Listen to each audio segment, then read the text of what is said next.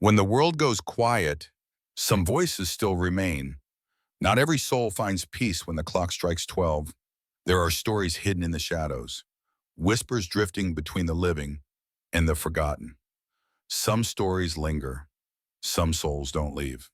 Welcome to Stillness After Midnight, where every silence tells a story. If you're drawn to the mysteries that stir after dark, the voices that echo when the world sleeps, subscribe now and join us as we listen to the souls who still have something to say, because in the stillness, the truth finally speaks. I still remember the first breath I took in Bangkok. It was thick with humidity, carrying the sharp sting of exhaust fumes, fried garlic from food stalls, and the faint sweetness of incense drifting out from some shrine I couldn't see. I had just landed, barely awake from a 20-hour flight, and the city hit me all at once.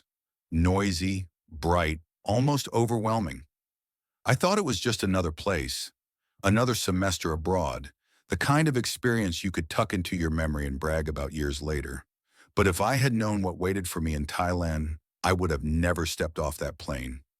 My name is Daniel Miller. I was 22 at the time, a student of anthropology at a small university in the Midwest. When the chance came to study in Southeast Asia for a semester, I signed up immediately. I wanted adventure, culture, stories I could never find in textbooks. I told myself it would be exciting, romantic even. Looking back now, I wonder if that hunger for mystery was the very thing that cursed me. The university placed me in a student residence near the old city, not far from the Chao Phraya River. The building was worn, concrete painted over many times, its hallways echoing with the shuffle of sandals and the laughter of students at night. My room had a single fan that clicked whenever it rotated, and windows covered by thin curtains that never fully blocked the light. I remember lying on that stiff mattress my first night, wide awake, listening to the strange rhythm of Bangkok, the scooters buzzing like angry insects, the occasional call of a street vendor, and somewhere in the distance, the deep, hollow sound of a temple drum. I wasn't alone in this program. A few other American students had joined, but one in particular stood out. Michael. He was from Boston, studying international business. Confident, loud, with the kind of easy charm that made him friends wherever he went. Within days, he was already picking up Thai phrases faster than me, smiling at strangers like he'd known them for years. We became close quickly, maybe because we were both outsiders in this strange, vivid world. It was through Michael that I first heard about her, Neera. She was a Thai student in our classes, studying literature. The kind of girl who seemed quiet at first, but if you looked longer, there was something magnetic in her presence. Her long black hair was always tied neatly, her eyes dark and unreadable, as if she carried some private storm within them. Michael noticed her immediately. He talked about her after every class. Her smile, her voice, the way she held her books as though they were shields. I laughed at him, teased him about falling in love so fast. But even I had to admit, there was something about Neera that drew you in.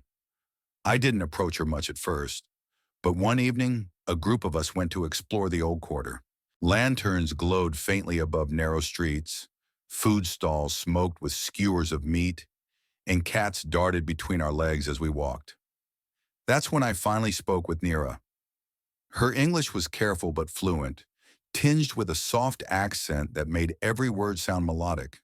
She asked why I had chosen Thailand, and when I told her I wanted to understand its traditions, she tilted her head, studying me as though trying to decide if I was serious.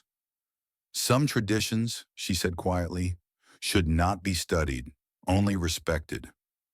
It was the way she said it, calm, almost detached, that sent a ripple through me. I didn't press her further, though the words lingered in my mind for days. Classes began. Life fell into a rhythm. Days filled with lectures and field trips, nights with street food and conversations on balconies under the thick tropical air. Michael grew closer to Neera, always finding excuses to sit beside her. Sometimes she smiled, sometimes she didn't. I thought it was just another campus romance forming, nothing unusual. But then, small things started happening. Things I can't explain even now. The first time was in the dormitory. I was half asleep, staring at the ceiling fan. The building had gone quiet except for the distant barking of dogs. Then I heard it. Clack, clack, clack. The sound of wooden sandals striking the hallway floor. It was steady, deliberate, echoing in the silence. At first I assumed it was just another student coming in late. But when I opened the door to look, the corridor was empty. The sound stopped the instant I stepped outside. I told myself it was nothing. Jet lag. Imagination. But when I returned to bed, the sound began again. Closer this time, as though whoever wore those sandals stood just outside my door. That was the first night I realized Bangkok was not just noise and light. It was shadows, too. Michael, of course, didn't care about shadows. He was too busy chasing Nira. One afternoon after class, he told me he was going to take her to a hidden cafe by the river. His grin was unstoppable, the kind you only see on someone who believes love is simple. I shrugged, wished him luck, and thought no more of it. But when he returned that night, there was something unsettled in his expression. "She's different," he said, frowning. "She talks about things I don't understand, about spirits and temples that no one goes to anymore. She said love is stronger when the gods see it." I laughed it off, but Michael didn't. For the first time since I'd met him, he looked uncertain. The days passed, and my bond with both of them deepened. Michael was my closest friend abroad. Nira, meanwhile, began to speak with me more, though often it was about abstract things, dreams, fate, the weight of promises. There was sadness in her tone, as though she feared something slipping away. I didn't realize then that she was already making a choice, one that would drag us all into the darkness. Looking back, the signs were everywhere. The flickering shadows in our lecture hall, when no windows were open. The smell of incense that lingered in Nira's clothes, even when she claimed she hadn't been to any temple. And the way Michael's eyes began to change, less bright, more drawn, as though some unseen hand was already reaching for him. But on that first month in Bangkok, I didn't understand. I thought these were just fragments of a foreign land, stories to be collected. I didn't know I had stepped into one myself. And so, when Nira invited us one weekend to see a place where tourists never go, Michael and I agreed without hesitation. We thought it would be an adventure.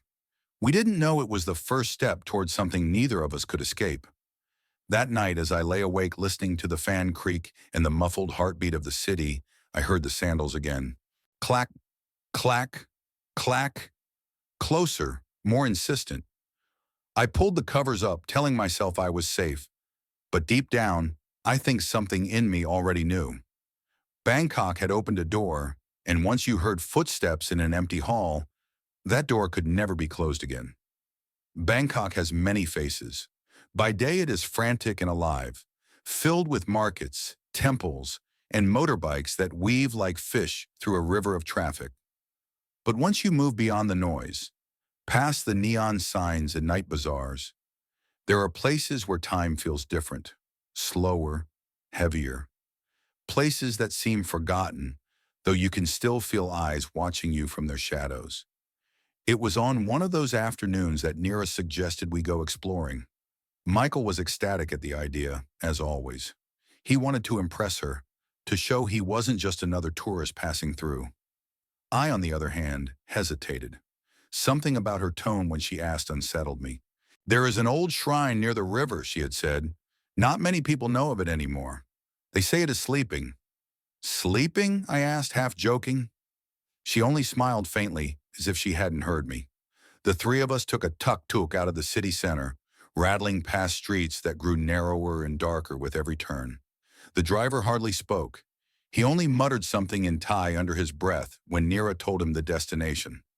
His eyes flicked toward her in the rearview mirror with something between fear and pity. I didn't understand the words, but I recognized the tone. We arrived at the edge of a small village where the air smelled of river mud and old smoke. Children stopped playing to stare at us. Their mothers called them back quickly, their voices sharp. An old man selling betel leaves squinted at us, spat red juice into the dirt, and shook his head. "Why do they look at us like that?" Michael whispered as we walked down a dirt path. Nira didn't answer. She only led the way, her steps strangely quiet for someone wearing sandals. The shrine was hidden behind a line of banyan trees, their roots twisting like veins across the earth. I could hear the river nearby, its slow murmur almost like breathing. Then, through the branches, the shrine appeared, small, leaning, its wooden beams dark with age. At first glance it looked abandoned. The roof tiles were broken, moss crept along the walls, and spiders had claimed the corners. But there was something wrong about its silence. Temples in Thailand are usually alive with sound. Bells, chanting, footsteps. This one, however, was utterly still. No birds sang, no insects buzzed. Even the river seemed to hush when we stepped closer. Inside, the air was thick, heavy with the scent of burned incense long gone cold. A cracked Buddha statue sat at the far end, its face eroded by time, half lost to shadow. Faded cloths of deep red hung limply from its shoulders. At its base were remnants of offerings, melted candles, rotted fruit, and an earthen bowl filled with something blackened and dry. Michael chuckled nervously. "Creepy, huh? Like a scene out of a horror movie." But I didn't laugh. My skin prickled as though unseen fingers were brushing against it. I couldn't shake the feeling that the shrine wasn't empty at all. As we stepped further inside, I noticed something etched into the floor. Symbols drawn in chalk, barely visible beneath the dust. Circles, lines, shapes that looked like eyes or mouths. I bent down to touch one, and the dust smeared under my finger. Fresh. "Nira," I whispered. "Someone's been here." She didn't look surprised. Instead, she knelt before the Buddha, lowering her head in silence. Michael shifted uneasily, glancing between us. "What is this place?" he asked. Before she could answer, a voice rasped from behind us. "Not for you." We turned. At the entrance stood a woman so old I couldn't guess her age. Her back was bent, her hair long and gray, hanging in uneven strands. She wore a simple sarong, and her feet were bare, blackened with dirt. Her eyes, though clouded with cataracts, seemed to pierce straight through us. Nira bowed deeply, murmuring something in Thai. The woman grunted, then looked directly at Michael and me. "You should not be here," she said slowly, her English broken but clear. "This shrine, it remembers. Foreigners do not understand." I stammered something about being students, about wanting to learn, but she only shook her head. "Learn elsewhere. This one is hungry." The word echoed in my mind. Hungry. Michael, trying to lighten the mood, laughed. "We're just looking, that's all. No harm done." The old woman's gaze hardened. She stepped closer, her bare feet making no sound on the stone floor. "Harm comes by looking too long. You open doors when you look, doors you cannot close." Silence filled the shrine. Even Michael had no response. The only sound was the faint rustling of the banyan leaves outside, though no wind touched us. Finally, Nira stood. Her voice was soft but steady. "We will leave." The woman's eyes lingered on her, then flicked to me. For the briefest second, I thought I saw something move in those pale eyes. A glimmer of recognition, as if she already knew how this story would end. Then she turned away, muttering words I couldn't understand, and disappeared into the trees as quietly as she had come. We left soon after, but the silence followed us down the path. Michael tried to joke again, but his voice fell flat. Even he seemed unsettled. That night back in the dorm, I couldn't sleep.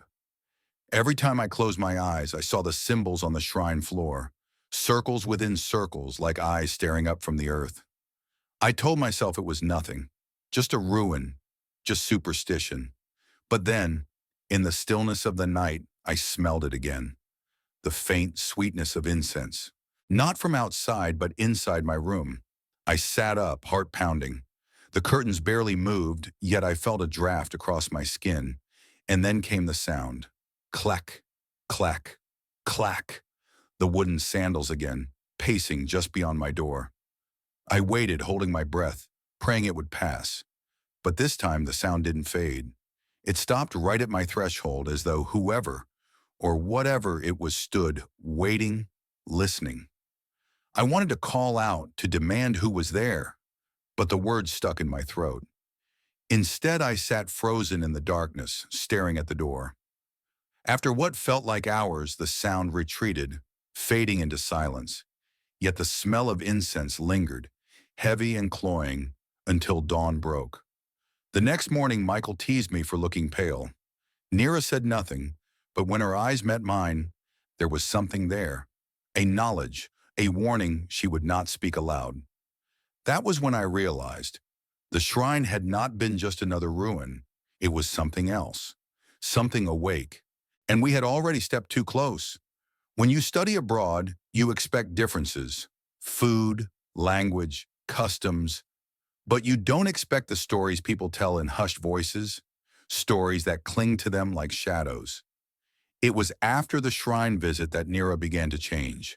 Not dramatically, at least not at first. She still came to class, still walked with us through the crowded streets after lectures, but her eyes seemed heavier.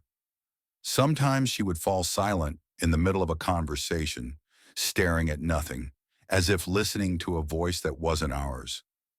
Michael didn't seem to notice. He was too smitten. He followed her everywhere, carrying her books, buying her sweet iced teas, laughing at her rare but gentle smiles. But I noticed. I saw how she never touched the food he offered, how she sometimes flinched when his hand brushed hers. I saw how her clothes began to carry the faint smell of incense, even when she swore she hadn't visited any temple. One night I found her alone on the dorm balcony, gazing at the city lights. The air was thick with heat, and a storm flickered on the horizon. I asked if she was all right. Her voice was quiet. "Do you believe love can last forever?" The question caught me off guard.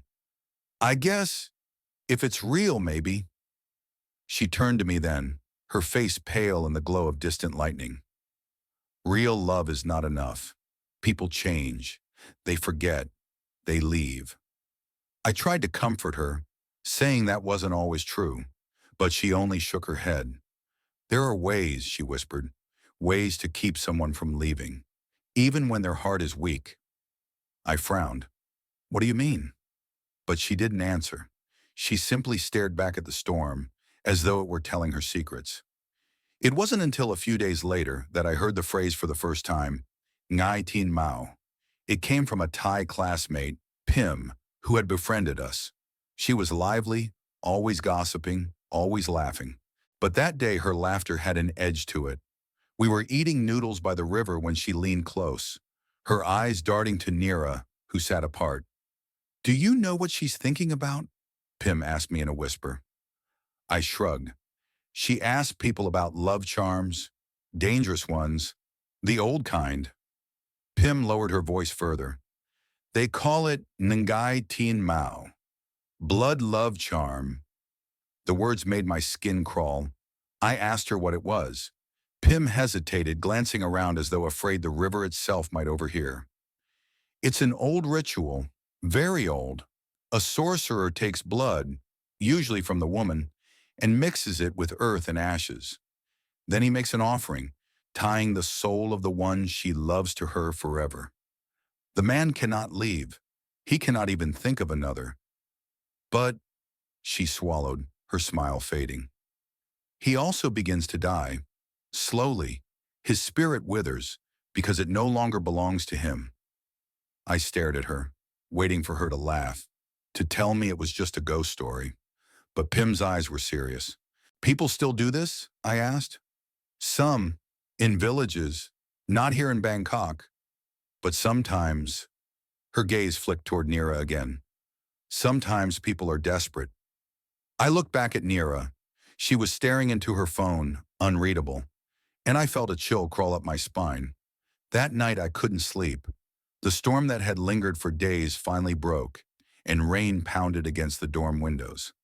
I lay awake, staring at the ceiling fan as shadows twisted across the walls. And then I heard it.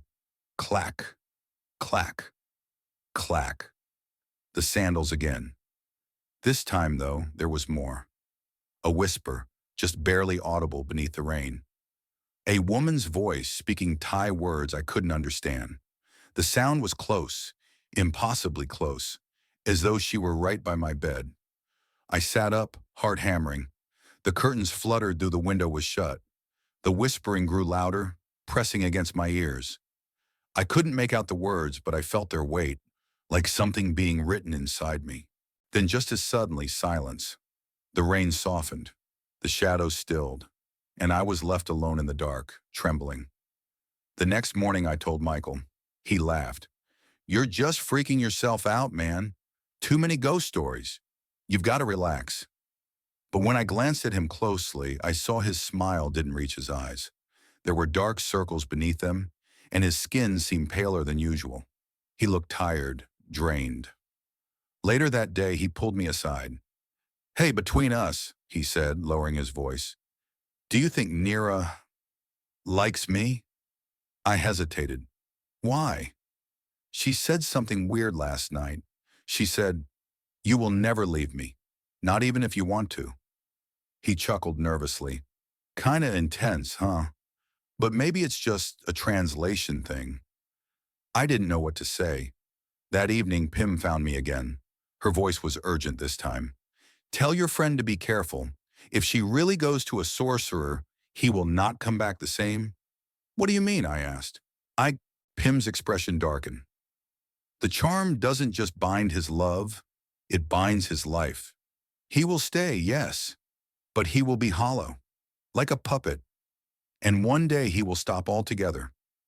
She leaned closer, whispering so softly I almost didn't hear.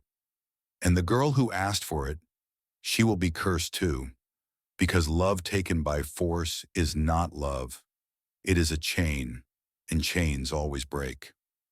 That night when I returned to my dorm room, I found something on my desk, a single red thread tied in a knot.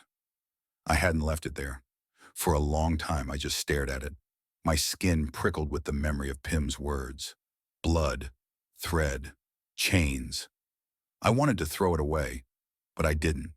I left it there, untouched until morning, because deep down I already knew something had begun, something we couldn't undo. Ayutthaya was once the heart of a kingdom. Even now, centuries after its fall, the city holds the ruins like bones. Temples collapsed into earth, Buddha statues decapitated, roots strangling the walls. Tourists wander in daylight, snapping photos, but when the sun falls, the ruins turn into something else. A graveyard of forgotten kings, a labyrinth of silence. That was where Nira wanted to take us. Michael was eager, of course. He said it would be an adventure, a chance to see the real Thailand, not the polished markets or rooftop bars. I wasn't so sure. Pim's words still echoed in my head, and I hadn't forgotten the sandals at my door, the whispers during the storm. But I couldn't let Michael and Nira go alone. So I agreed. We boarded a train out of Bangkok, its metal seats sticky with heat, its windows rattling with every turn. As the city receded, the landscape opened. Rice fields stretching into mist, water buffaloes grazing, the occasional shrine flashing past the tracks. Nira sat quietly staring out the window, her reflection pale in the glass. Michael tried to joke with her, but she only gave faint smiles, distracted. I studied her profile, the way her lips moved silently, as if she were repeating words only she could hear. We arrived at Ayutthaya by dusk. The street smelled of grilled fish and wet earth, but our path veered quickly away from the market lights. Nira led us down narrow lanes, past wooden houses on stilts, until the pavement gave way to dirt. The air grew stiller. Even the crickets seemed reluctant to sing. Finally, we reached a small clearing. At its center stood a hut made of warped bamboo and corrugated tin. Candles burned in the windows. their light flickering like eyes. Strange objects hung from the eaves. Bundles of herbs, feathers, animal bones bleached white. Michael muttered, "Looks like a set from a horror movie." I wanted to tell him to turn back, but Nira was already moving forward, her steps steady. We followed. Inside, the air was suffocating.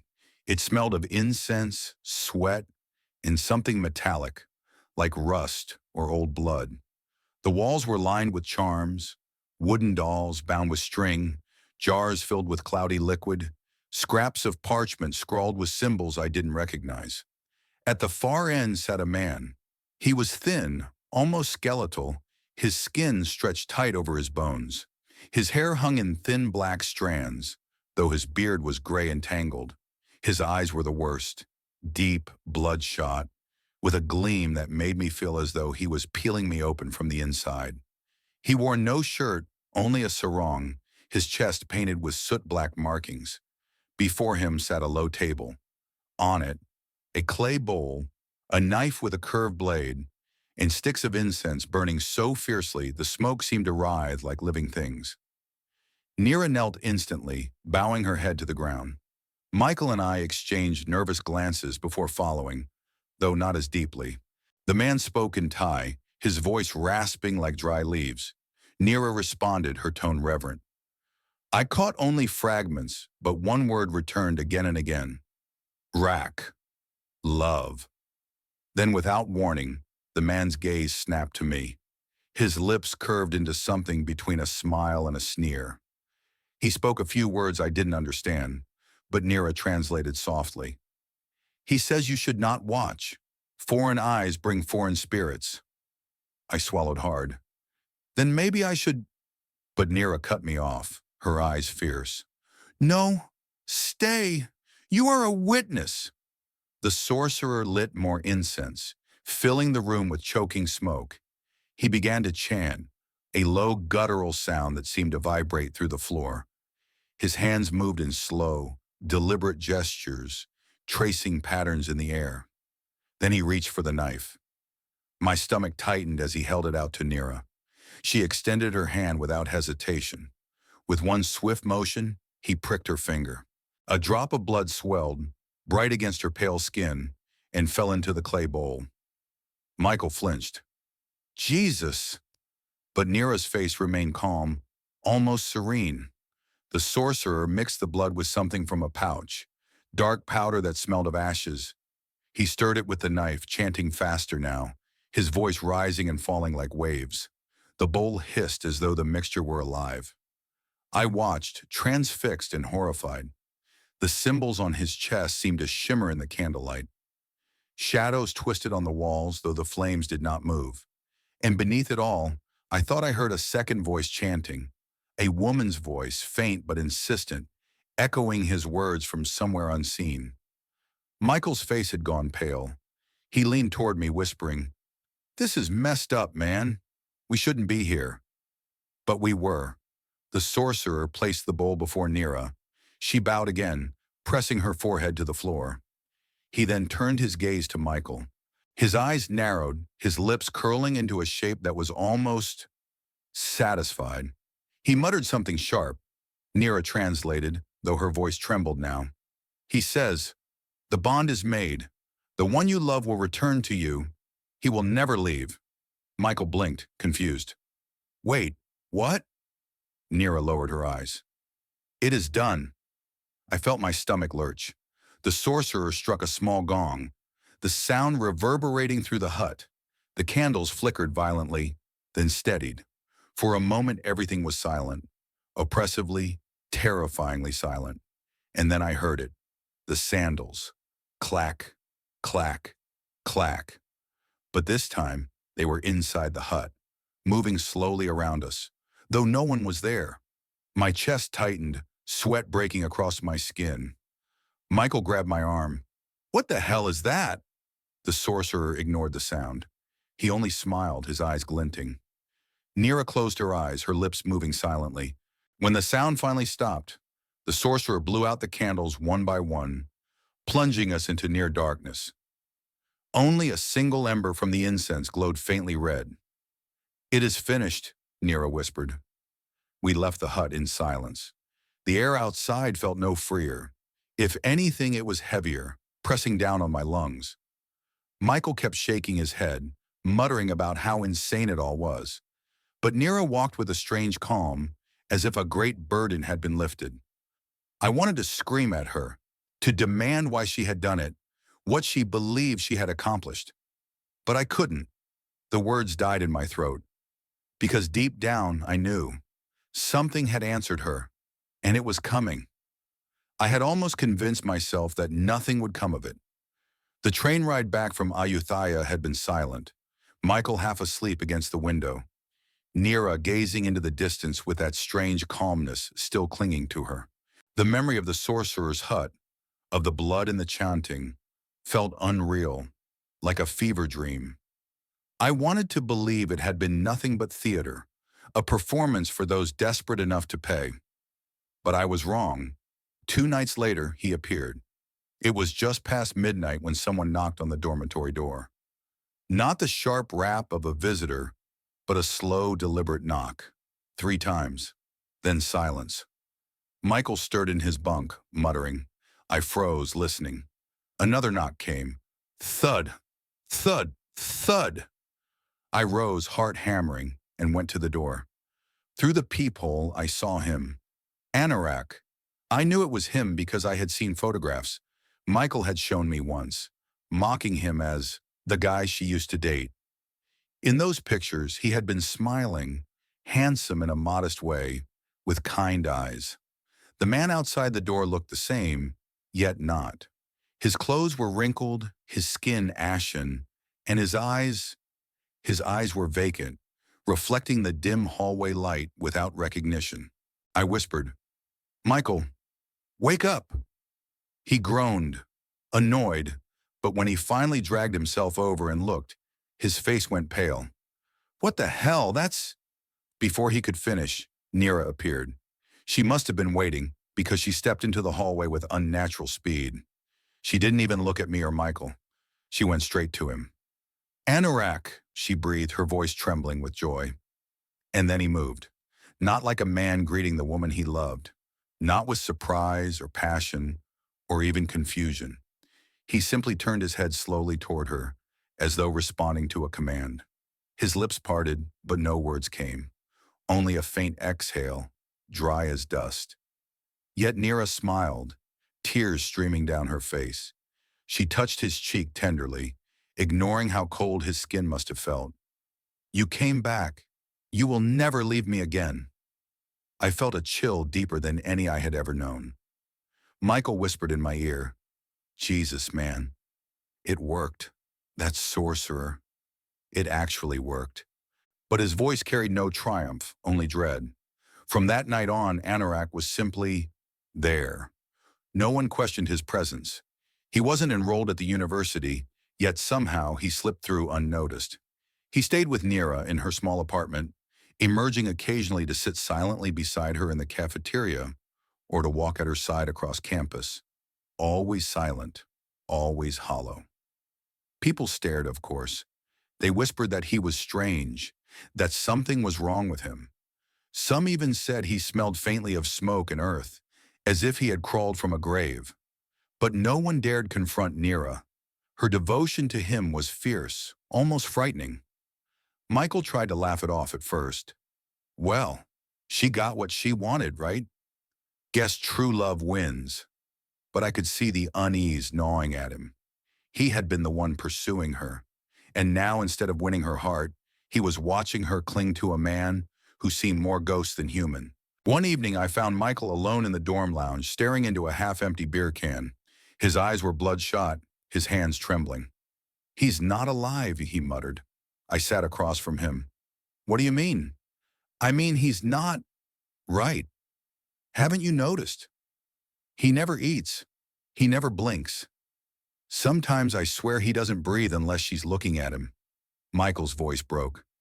And his eyes, man. It's like there's nothing there. Like he's just borrowed. I thought of the sorcerer's words. He will never leave. Borrowed. Yes. That was the perfect word. But the strangest part was how Nira seemed stronger. She, who once carried sadness in her every gesture, now walked with confidence, almost radiant. She smiled more, spoke more, as though his presence, hollow as it was, fed something inside her. One night when I passed their apartment, I heard her voice through the thin walls, soft, tender, but with an edge of desperation. "You belong to me now. Only me. No one else." A pause. Silence. Then the faint scrape of movement, as if a body shifting without will. I couldn't listen further. I walked away, my stomach churning. But the truth revealed itself soon enough. During a class outing, we visited a floating market outside the city. The place was colorful and loud, filled with chatter and the scent of fried bananas. Nira came, of course, with Anurag trailing behind her like a shadow. At one point, I turned to see him standing at the water's edge, staring into the river. His reflection looked wrong, the face pale and distorted, the eyes two black hollows. Then I noticed something that froze me completely. The water didn't ripple where he stood. The people passing by made the surface shift. The boat sent waves against the bank, but Anurag's reflection remained still, unmoving, as though he wasn't really there. When I looked up again, his gaze met mine, empty, bottomless. I stumbled back, nearly dropping the fruit I was holding. He turned away slowly, rejoining Nira, who clutched his arm with a possessive grip. That night I confronted her. "What did you do, Nira?" I asked, my voice shaking. "He's not alive. You know that." She stared at me, her eyes blazing with something fierce, almost wild. "You don't understand. He left me once. He won't again. He promised. No, he was promised to me." "That's not him," I said. "That's something else wearing his face." Her lips curved in a sad smile. "Does it matter? He is here. He will never leave." That is all I wanted. I wanted to argue, to shake her, to make her see. But behind her words I saw the truth. She already knew. She simply didn't care. Later that night I found Michael pacing our room, sweating and pale. "She doesn't even look at me anymore," he whispered. "It's like I don't exist. She only sees him. That thing." His voice dropped, hoarse with fear. "And I think it sees me. At night, when she's asleep. I swear I wake up and it's standing at the window, staring in." I asked him what he meant. He looked at me with eyes I'll never forget. "It's waiting. I don't know for what, but it's waiting." And I knew then, the sorcerer's promise wasn't just about love. It was about possession. Anurag had returned. But at what cost? There is a certain kind of silence that feels heavier than noise. I first noticed it whenever Anurag entered a room. Conversations would falter, laughter would die mid-breath. Even the cicadas outside the dorm windows seemed to hush when he passed. It was as if the world itself recoiled from him, leaving only a vacuum that pulled at your lungs. And always, always there were his eyes. They were not the eyes of the man I had seen in photographs. Those had been warm, alive. These were glassy, motionless, like river stones left too long underwater. Looking into them felt like leaning over a well so deep you might fall forever. Michael felt it too.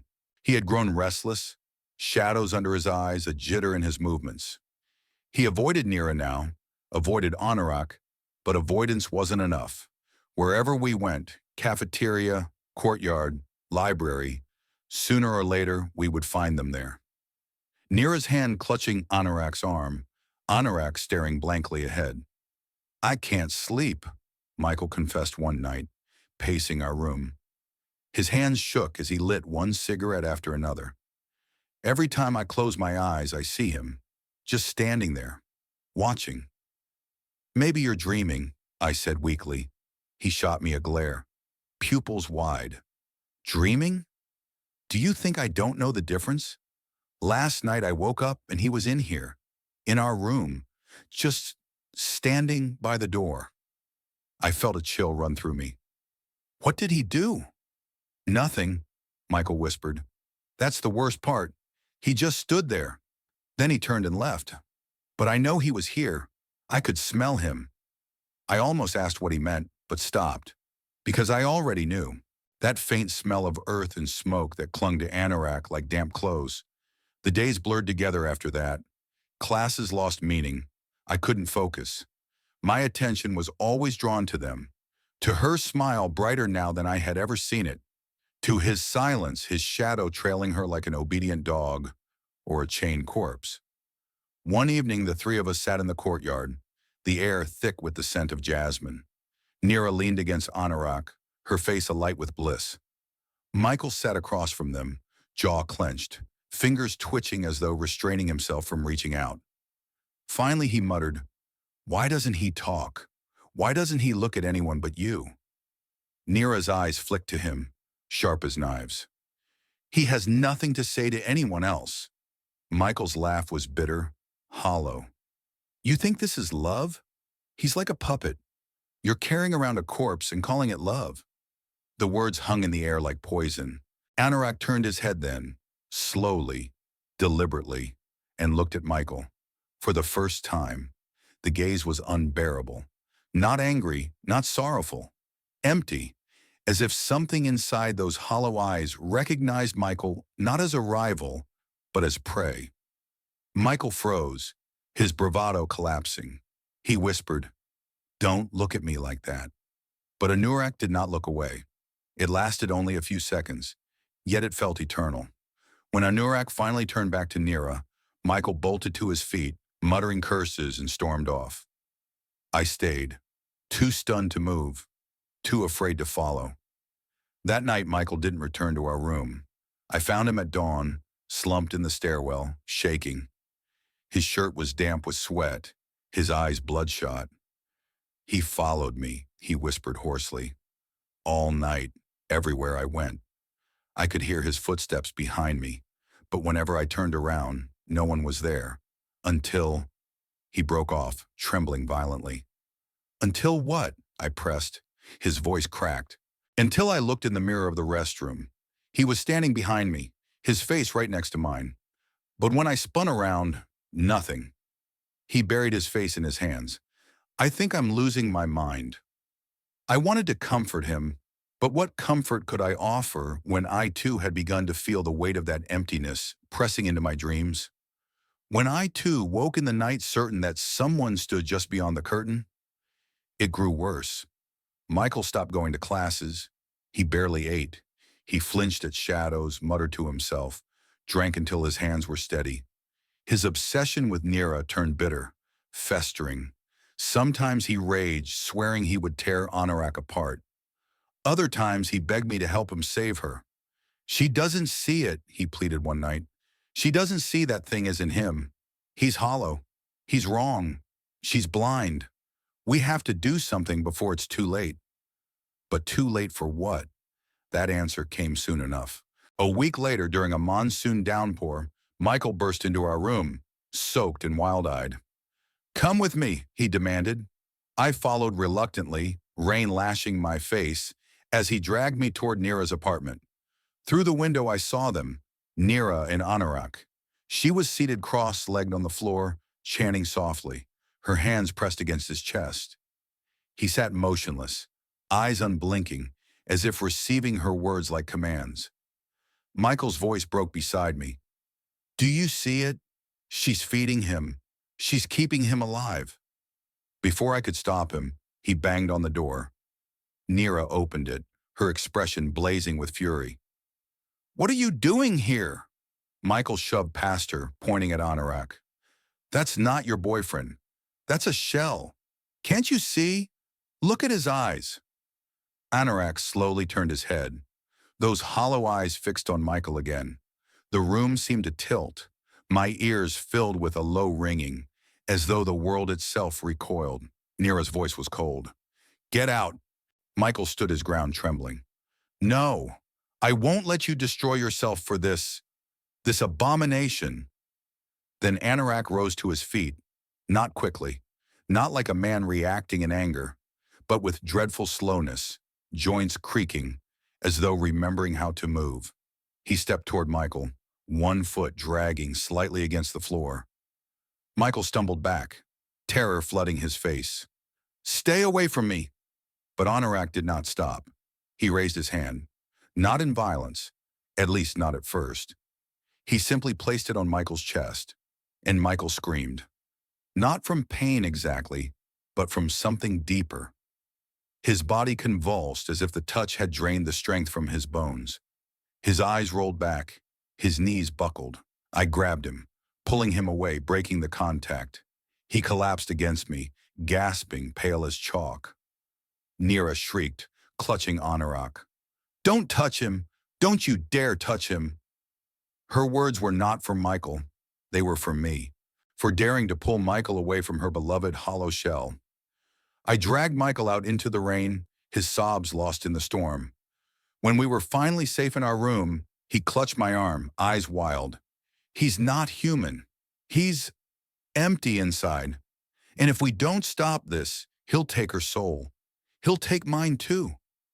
I wanted to deny it, but I couldn't, because in that moment I realized something terrifying. For the brief instant when Anorak touched him, Michael's eyes had mirrored his. Hollow. There are nights when the world feels thinner, as though the veil between what is seen and what is hidden stretches too far, ready to tear. That was how the campus felt after the storm. Michael had not recovered from Anorak's touch. He moved like a man half-drained, his skin pallid, his eyes sunken. He jumped at the smallest noises, muttering to himself about shadows that followed him. At first I thought it was paranoia, trauma, but then I began to hear them too. Whispers. They came in the hours between midnight and dawn, slipping through the cracks of silence. At first faint, like distant voices carried on the wind, but soon they grew clearer, circling me in the dark of my room. Sometimes they spoke in Thai, words I could not understand. Sometimes in English, though fragmented, distorted. "He will never leave. You are not enough. One soul for another." I would sit upright in my bed, heart pounding, the dorm room still around me, but the whispers slithered on, brushing against my ears like cold breath. Michael heard them too. I found him one night sitting on the stairwell, clutching his head, rocking back and forth. "Do you hear them?" he asked, voice ragged. I nodded. "They talk to me all the time," he whispered. "When I'm awake, when I sleep. They say he's waiting, that he wants me." His eyes darted around as though the shadows themselves might leap upon him. It was not just us. The campus began to shift in subtle ways. Lights flickered in empty hallways. Doors opened on their own. The reflection of a person in the window would sometimes move slightly out of sync, just a fraction too late. Once, as I left the library after dusk, I caught sight of Nira and Anorak by the pond.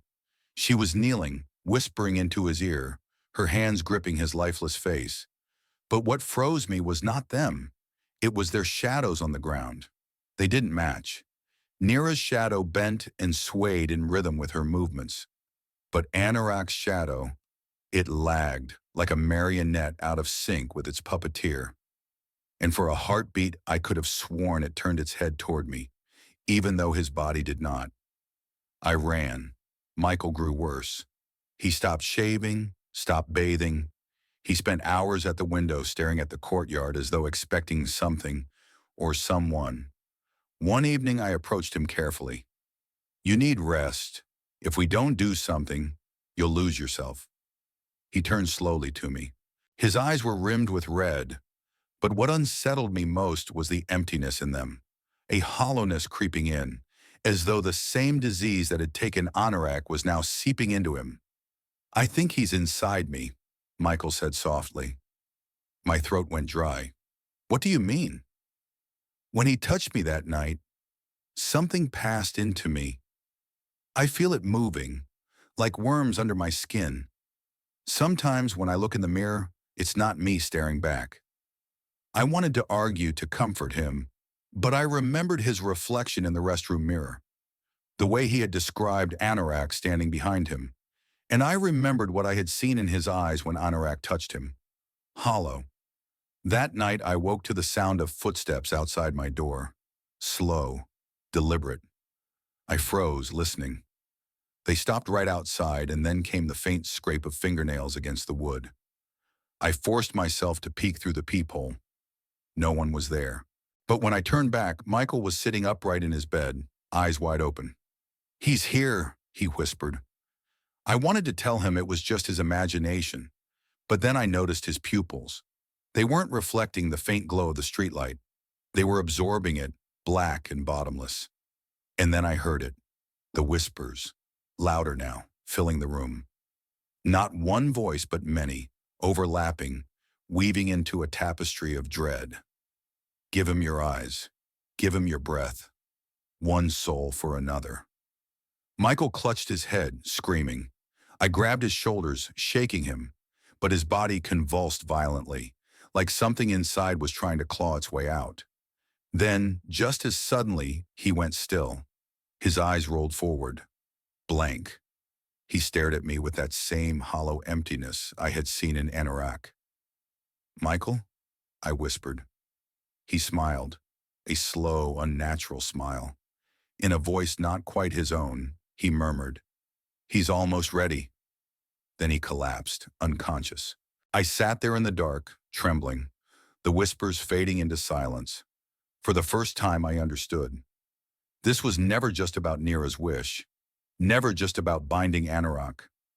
Something else had come through that ritual, something older, hungrier. And now, it was spreading. Desperation makes you believe in things you would once have laughed at. I had never been the kind of person to chase ghosts or rituals. But after seeing Michael's eyes turn hollow, after hearing whispers in a language I didn't understand fill my room, I knew I couldn't stay silent. If I did nothing, I would lose him, or worse. So I went back to Ayutthaya. The journey was long, heavy with heat. The river shimmered in the distance, temples rising from the earth like broken teeth of forgotten gods.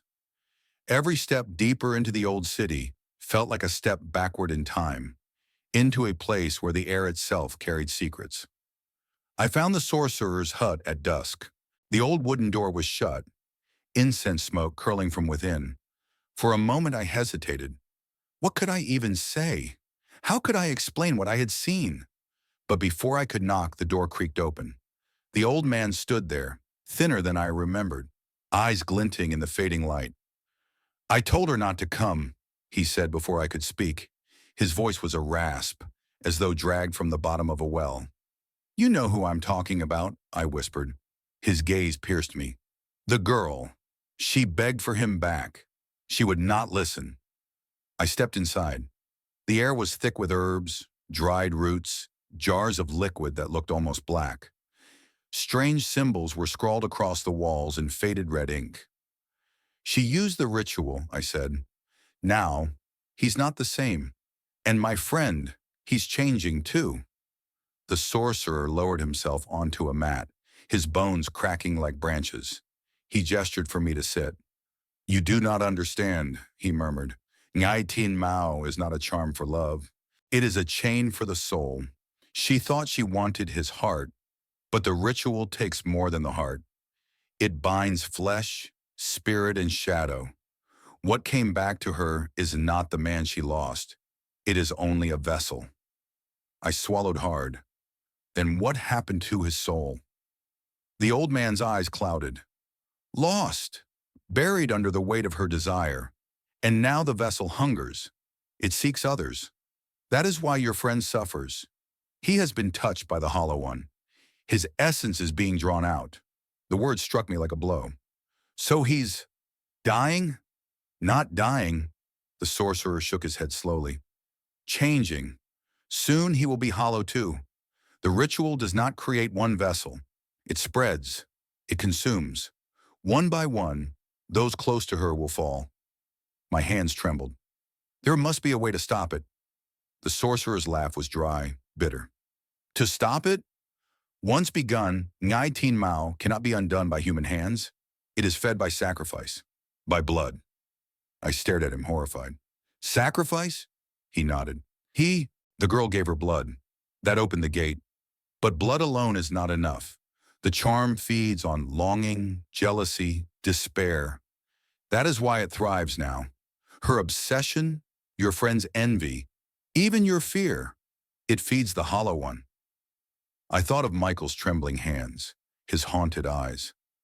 I thought of Nira clinging to Anorak's empty shell as if it were life itself. What happens when it has enough? I asked quietly. The sorcerer's gaze dropped to the floor. Then it will no longer need the vessel. It will walk on its own. The room seemed to tilt. You mean the hollow one will become real? More than real, he whispered. It will be hunger made flesh, a thing that wears a face, but has no soul. I sat there in silence, heart pounding. Finally, I asked, if it can't be undone, then why warn me? The old man leaned closer, his breath reeking of herbs and decay. Because you still have a choice. You cannot destroy the hollow one, but you can deny it, refuse to feed it, cut ties with the girl, with the vessel, with all of it. Leave this place and perhaps it will not follow. The words should have brought relief, but instead they twisted my stomach with guilt. Leave. Leave Michael, who was already slipping away. Leave Nira, blinded by her obsession. The sorcerer saw the conflict in my face. His expression hardened. You think you can save them, he said, but love is not stronger than the guy. Desire feeds it. Fear feeds it. If you stay, you will be another offering. Another hollow face staring back from the dark. His words echoed in my mind as I left the hut. The night had fallen, heavy and wet, frogs croaking in the distance. The ruins of Ayutthaya loomed under the moonlight, broken towers like watchful eyes.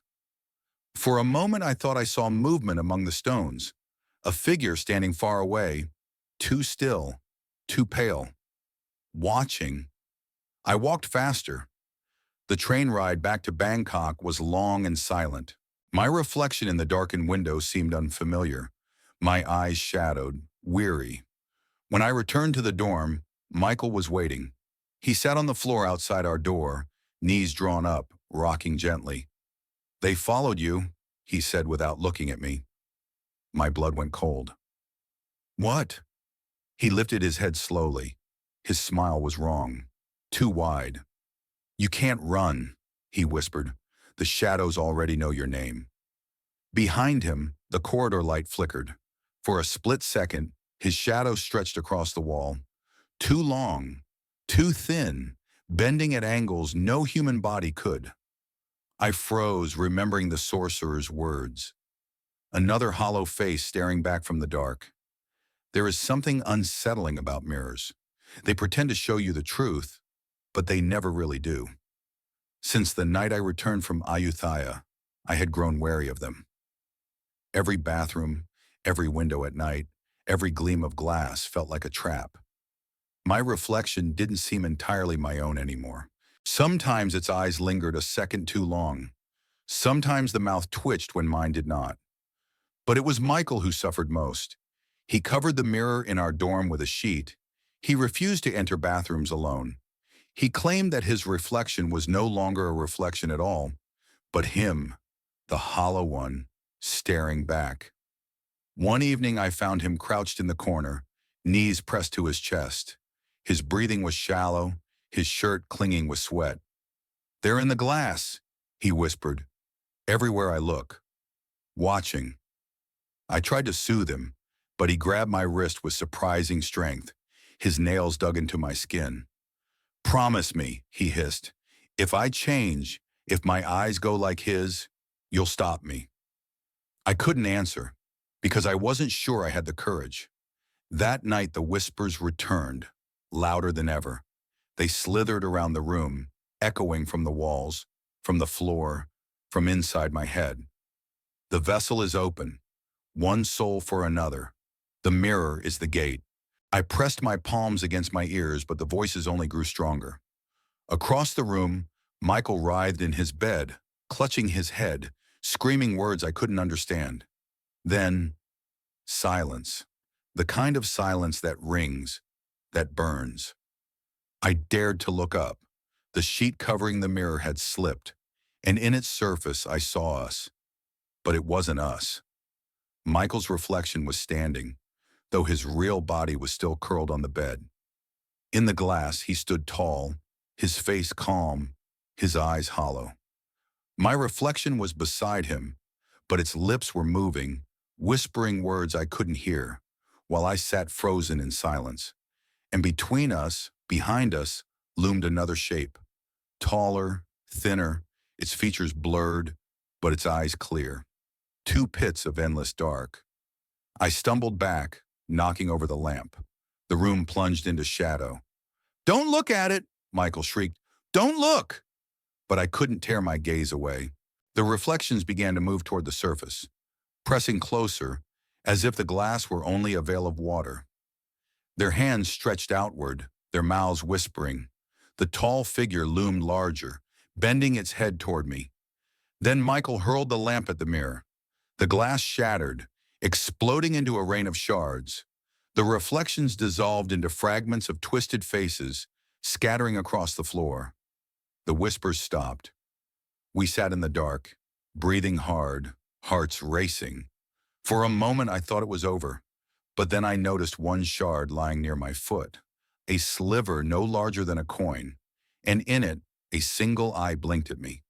The following days blurred together. We avoided mirrors entirely, even windows at night.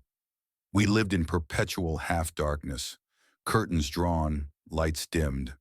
But avoidance only made the fear worse. Michael spoke less, ate less. He flinched at shadows, muttered to himself, sometimes laughing without reason.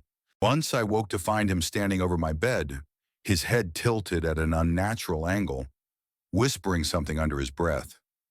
When I called his name, he blinked, confused, and stumbled back, insisting he had no memory of it. I thought of the sorcerer's warning. Soon he will be hollow too. I began to keep a knife under my pillow. The night it happened, the air was heavy, suffocating. The storm outside battered the windows, thunder shaking the walls. Michael had been pacing for hours, muttering. "They want me," he said suddenly, voice trembling. "They said I don't belong here anymore." "Who?" I asked. He looked at me then, and for the first time I saw both fear and relief in his eyes. Them, the shadows. Before I could respond, the lights flickered and died. The room sank into darkness, and then the mirrors returned. Not the broken one, not the windows, but every surface. The floor, the walls, even the rain-slick glass of the window panes shimmered with reflection. I saw countless versions of us stretching into infinity, but not all of them matched. In some, Michael was standing tall, eyes hollow. In others, I was the one hollow-eyed, lips moving in chants I couldn't hear. And always, always, that tall, blurred figure hovered behind, closer each time. Michael screamed, clutching his head. His reflection stepped forward from the glass, hand outstretched. I grabbed him, shaking him, but his body convulsed violently. His eyes rolled back, then snapped open, empty, black. "Michael!" I shouted. He smiled, and in a voice that was not his, he whispered, "The gate is open."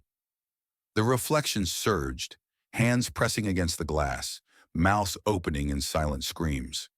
The room shook as if the walls themselves were breathing. Desperate, I seized the knife under my pillow and slashed at the shards on the floor, cutting my palm. Blood spattered across the glass. The reflections recoiled. The whispers hissed. Michael collapsed, gasping, color returning faintly to his face. The room fell silent again. The reflections stilled. The figure faded, but the shards remained, and in each shard, a faint red glow pulsed, like an ember, like a heartbeat. Michael lay trembling, tears streaking his face. "They won't stop," he whispered. "They'll never stop." I pressed a cloth to my bleeding hand, my heart pounding. The sorcerer's words returned to me like a curse. Once begun, Ngai Tin Mao cannot be undone by human hands. But the blood had done something. It had forced them back, even if only for a moment, which meant sacrifice was the only thing keeping us alive. And I feared the shadows already knew it.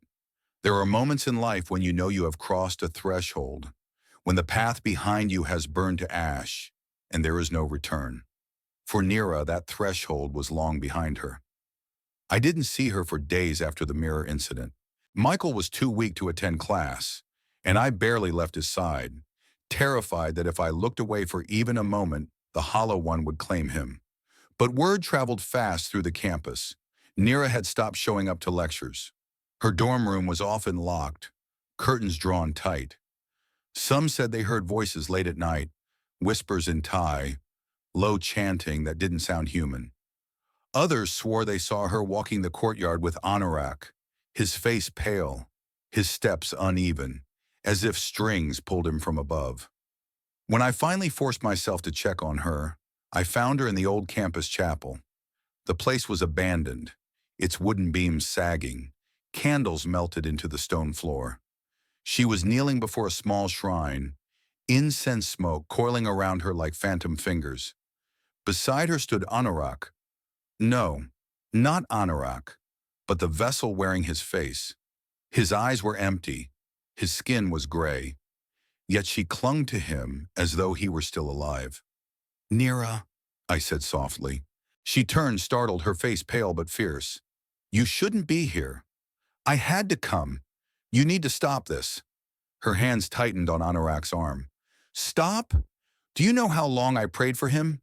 How many nights I cried? He's here now. He's with me." I shook my head. "That's not him. You know it." Her lips trembled, but she held my gaze. "He looks like him.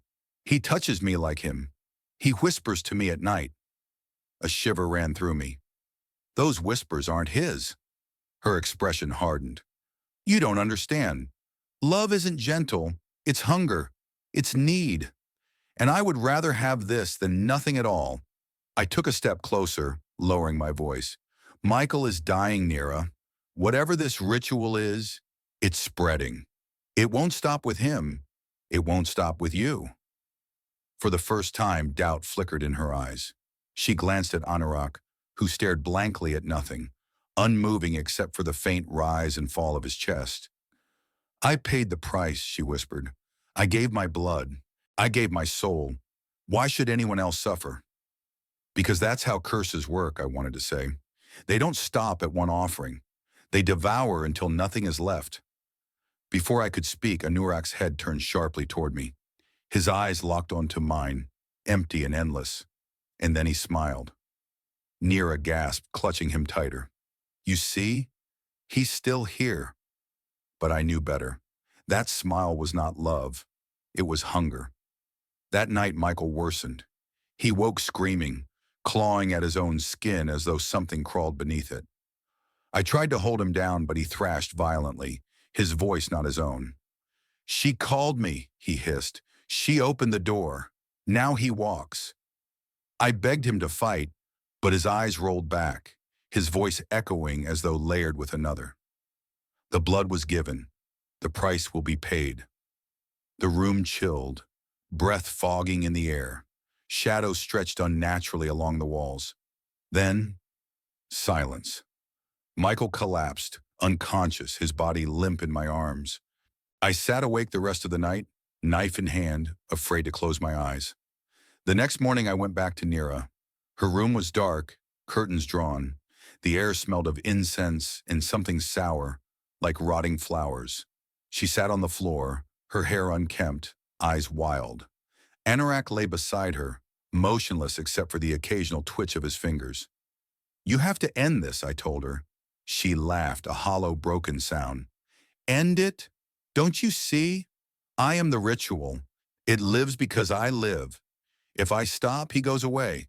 And I can't," her voice cracked, "I can't lose him again." I wanted to shake her, to scream that this wasn't love, but poison. But then she looked up at me, tears streaking her face. "You've never loved someone so much it hollowed you out," she whispered. "You don't know what it's like to beg the night for just one more touch." Her words cut deep, because maybe in her own twisted way, she was right. But before I could answer, the vessel stirred. Anorak sat up, slow, jerky, like a puppet with tangled strings. His eyes rolled toward me, and for the briefest second, I thought I saw something, an echo of who he once was. His lips moved, forming a single word. Run! My blood ran cold. Nira gasped, clutching him. No! Don't listen! He's mine! The air thickened, shadows stretching toward me like grasping hands. The vessel convulsed, his mouth opening in a silent scream. Nira clung tighter, sobbing. Stay with me! Please! Stay! But the Hollow One had no loyalty, no love, only hunger. The vessel's eyes turned black. His head snapped toward her, and suddenly it was her shadow that stretched unnaturally long across the wall. She froze, realization dawning too late. The price was not finished, and Nira was next. I stumbled out of the room, heart hammering, her screams echoing behind me. I wanted to help, but terror rooted me. The shadows swarmed the walls, and in every flicker of light I saw faces. Michael's, mine, Anorak's, all hollow, all smiling. By the time the screams faded, silence hung heavy. When I dared to look back, the room was empty.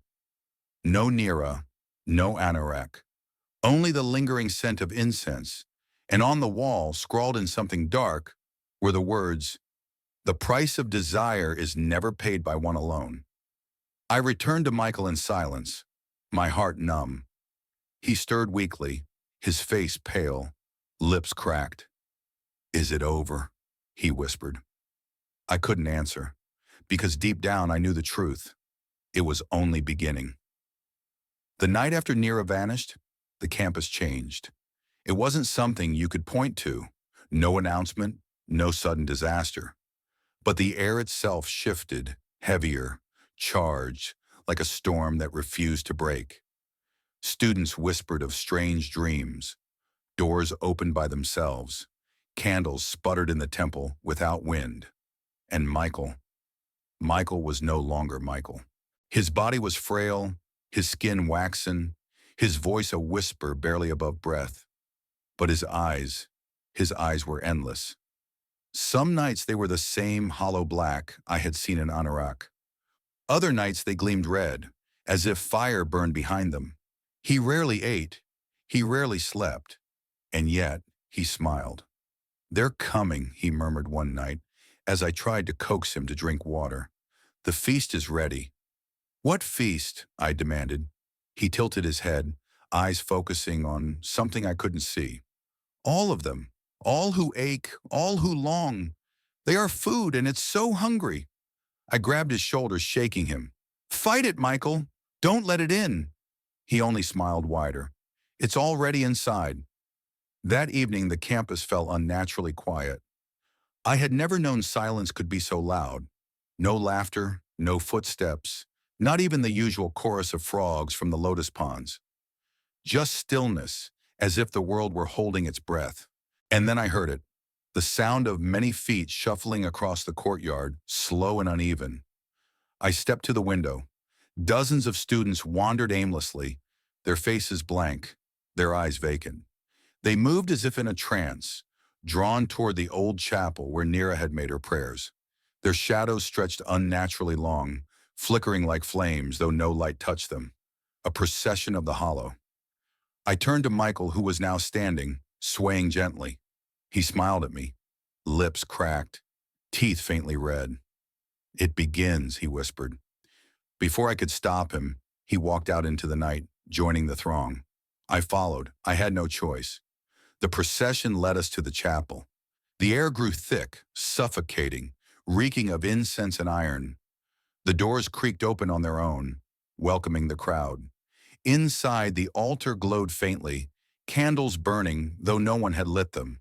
And in the center stood the vessel once called Anorak, or what was left of him. His body was gaunt, skin stretched tight, his mouth twisted in a grin too wide for his face. Black veins crawled across his flesh, like cracks in porcelain. And his eyes, they were not empty anymore. They burned with hunger, alive with a terrible intelligence. The Hollow One had shed its disguise. It raised its arms, and the crowd dropped to their knees as one. Shadows writhed along the walls, coiling like serpents. The air trembled with whispers. Michael knelt too, his head bowed. I remained standing, frozen, my heart hammering. The Hollow One's gaze fell upon me. "You," it said, though its mouth did not move. Its voice filled my skull, a chorus of whispers and screams. "The witness, the one who lingers. You carry fear enough to feed 1,000 nights." I tried to speak, but my throat locked. My hands shook violently, the knife in my pocket suddenly feeling absurd, pathetic. The Hollow One spread its arms wider. The kneeling students began to convulse, their mouths opening in silent cries. Shadows poured from them like smoke, streaming toward the altar, feeding the thing that stood there. Their bodies withered, collapsing like husks. I watched in horror as friends, strangers, faces I recognized from class, all drained, all emptied. Their shadows were torn away, devoured. This was the feast. Michael lifted his head, his eyes black, his smile serene. "Do you see now?" he whispered. "It takes what we hide, what we ache for. That is the meal, and it will never be full."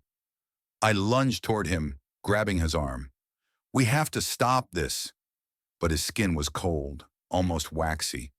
He looked at me, and for a moment, just a moment, I saw Michael again, fear flickering in his gaze. "Run," he mouthed. And then the Hollow One turned its eyes on me. The world tilted. Suddenly, I wasn't in the chapel anymore. I was standing in a mirror, surrounded by endless versions of myself. Some screaming, some weeping, some smiling with hollow eyes. Behind each version loomed the tall, blurred figure, its hands resting on their shoulders, its mouth whispering into their ears. I staggered, clutching my head. "This isn't real." But the reflections laughed. "What is real? Desire is real. Fear is real. We are made of both. And you ache to save him.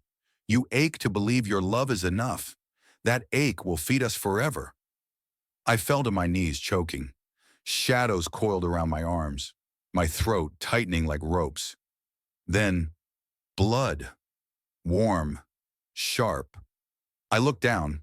My palm was bleeding again, reopened along the scar I'd made when I cut the mirror shard.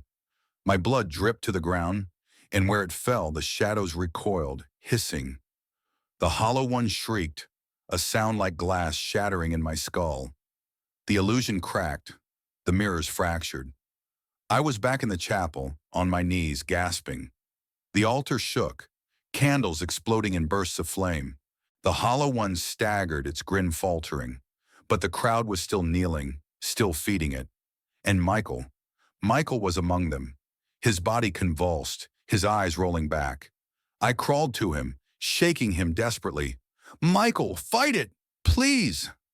For a heartbeat he looked at me, his eyes flickering between black and brown. His lips parted. "I don't want to go," he whispered. And then the Hollow One roared. Shadows surged, crashing down like waves.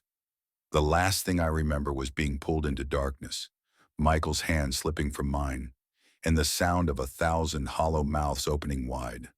The feast had only just begun. When I woke, there was no chapel, no students, no Michael, only silence. I lay on a floor of stone, damp and cold, the air thick with the smell of earth and blood. I pushed myself up, my body aching, head ringing. I was underground.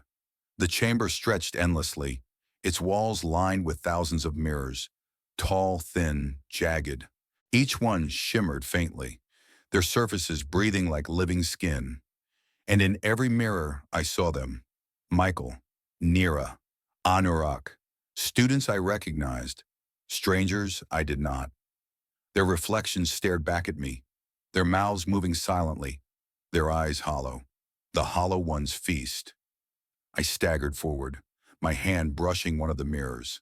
The surface rippled like water, and Michael's face pressed against it from the other side, eyes wide, lips trembling. "Help me," he mouthed. I pressed my palm to the glass. "I'm here." But as soon as my skin touched it, pain tore through me. My veins burned, my chest hollowed, my reflection in the mirror smirking as if amused by my suffering. I stumbled back, clutching my chest. The chamber hummed with whispers, 1,000 voices overlapping. The last offering has come. The witness must feed the gate. Blood opened the door. Blood must close it. I spun, searching for the source, but the voices came from everywhere. From the mirrors, from the stone, from inside my skull. Then the hollow one appeared. It emerged from the farthest mirror, its form shifting, unraveling, growing taller with each step. Its face blurred, its limbs impossibly long, its smile stretching until it split the darkness. "You survive," it said, its voice echoing like iron dragged across glass. "You bleed, and your blood is sweet. You are the last piece." I gripped the knife still in my pocket. My hand shook, my palm raw where old wounds reopened. "I won't let you have him," I whispered. The hollow one tilted its head. "You speak of Michael, but Michael is already mine. He sits at my table, and he eats in silence." I turned, and there, across one mirror, I saw him, kneeling among the countless hollow, his eyes empty, his face serene. "No," I breathed. The hollow one's grin widened. "You ache to save him. That ache is endless. That ache feeds us more than his soul ever could. Your desire is the true offering." The chamber trembled. The mirrors pulsed like beating hearts. Shadows surged from the walls, slithering toward me. I lifted the knife, pressing its blade to my palm. My voice shook, but I forced the words out. "If blood opened the door, then blood can close it." The hollow one hissed, its shape flickering violently. "You dare!" I slashed my hand. Blood spilled freely, splattering the stone. The shadows recoiled, shrieking. The mirrors cracked, their surfaces rippling violently. The faces inside began to scream, silent at first, then louder, rising into a chorus of agony. Michael's reflection pressed against the glass, his eyes suddenly his own, wide with terror. "Stop! Don't!" But I couldn't stop. I pressed my bleeding hand against the nearest mirror. My blood spread across the surface, spiderwebbing into the cracks. The glass groaned, then shattered, collapsing inward into blackness. The chamber shook violently.